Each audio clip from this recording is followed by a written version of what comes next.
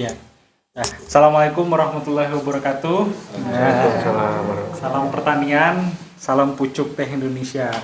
Jadi rekan-rekan sekalian, sekarang kita kedatangan tamu dari apa namanya? Telyu Pak ya? Iya.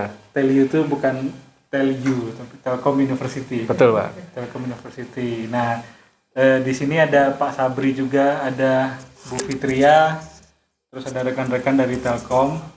Nah, ini kita sekarang sedang penelitian kolaborasi namanya e-nose ya Pak ya. Iya.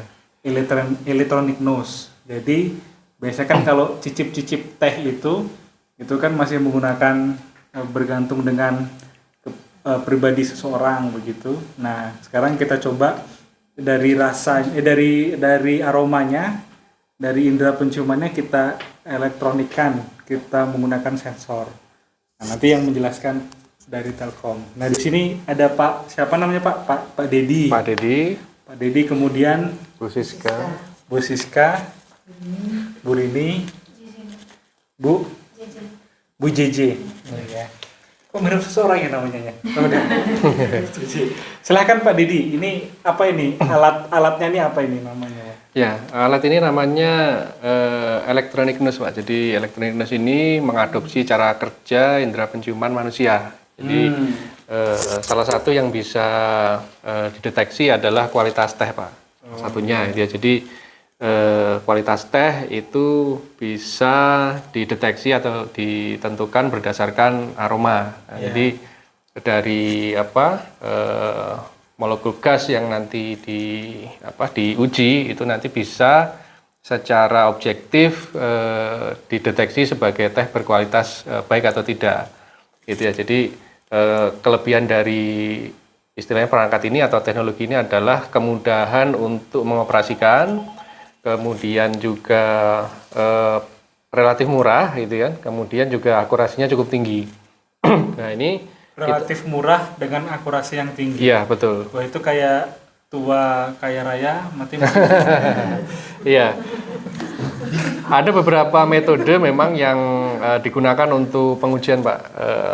Menggunakan istilahnya indera penciuman manusia, sensory panel.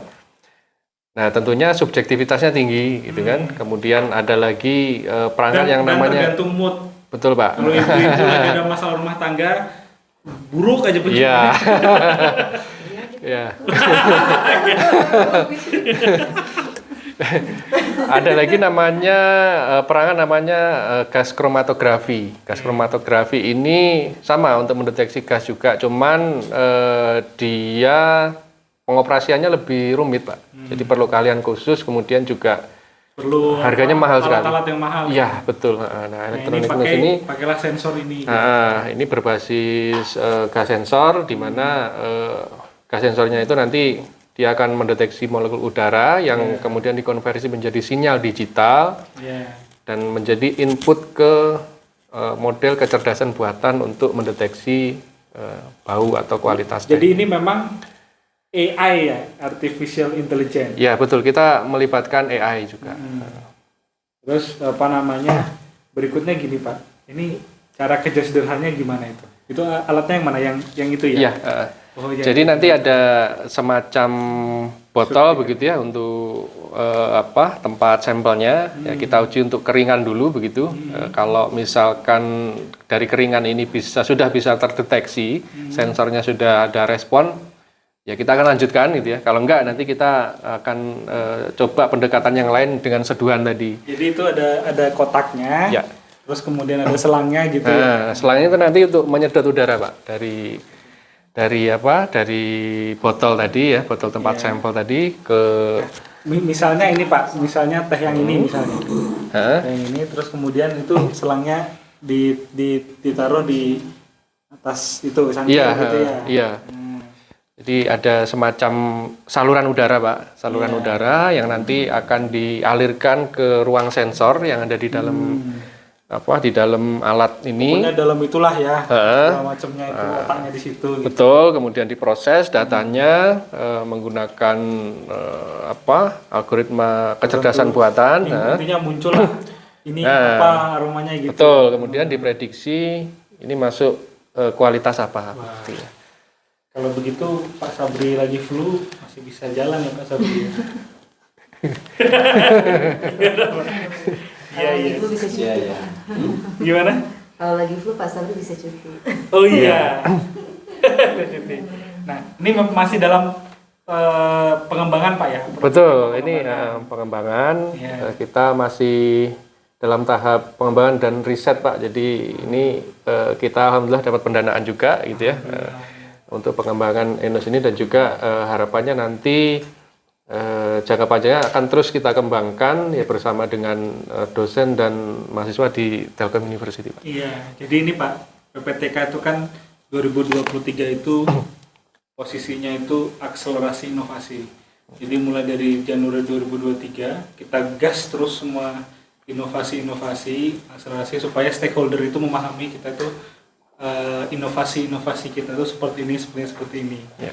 Mudah-mudahan ini bisa menjadi jawaban ini bagi salah satu peningkatan added value teh di Indonesia, Ya. begitu. Artinya kan ini bisa lebih objektif ya Pak ya. Betul. Bisa lebih objektif. Nanti dalam hal lelang pun misalnya bayangannya kalau sampel ya kita objektif aja menggunakan satu parameter yang ini gitu Ya. misalnya. Pak Sabri gimana Pak Bu Fitri ya? Ada tambahan?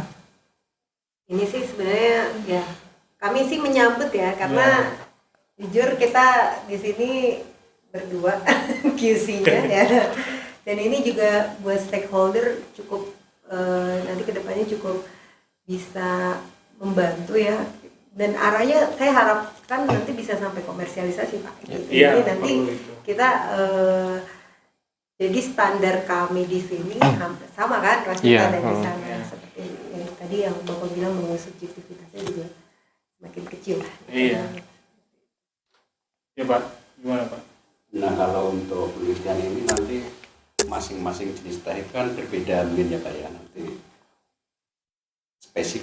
sebagai spesifik untuk memunculkan kualitas. Karena Iya. memang teh ini cukup banyak jenisnya, kemudian kualitas masing-masing aroma itu stressingnya juga beda. Iya. Jadi setiap jenis teh kan diambil lagi. Betul, sampling lagi ya. Aroma kan beda, aroma teh hijau, aroma teh hitam, teh putih itu beda. Atau specialty ya Pak ya? Ya, Nah, bisa juga spesial. mungkin kalau banyak ke aroma ini ke specialty Iya. menonjol lah. Iya, betul. Ini menjawab ini Pak, menjawab apa namanya lingkaran setan atau pertanyaan bahwa dari dulu itu preferensi itu bisa nggak dimatematika kan? Ini jawabannya ini mungkin. Iya. Karena kan dari dulu yang namanya preferensi itu ada namanya metode matematika fraktal, tapi itu kan dia masih belum bisa menggambarkan algoritma yang banyak begitu ya. Dia hanya pola tertentu saja, tapi ini mungkin jawaban dari apakah preferensi itu bisa di standar matematika kan, nah ini jawabannya. Mudah-mudahan ini Pak ya. Iya. Sukses. Amin, Pak. penelitiannya. Amin. Amin. Cuman pertanyaan saya satu Pak sebelum diakhiri. Namanya kan nose ya. Kenapa bentuknya kotak begitu? Kalau meniru hidung nanti hidungnya sangat besar Pak.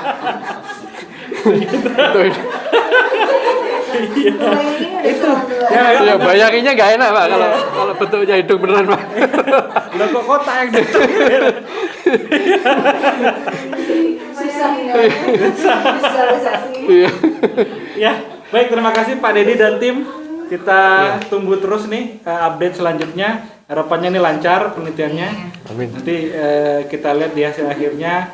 Ini sambung nih nanti part 2-nya pas sudah jadi nanti kita buat video lagi. Terima kasih ya Bapak-bapak. Assalamualaikum warahmatullahi wabarakatuh. Waalaikumsalam warahmatullahi wabarakatuh.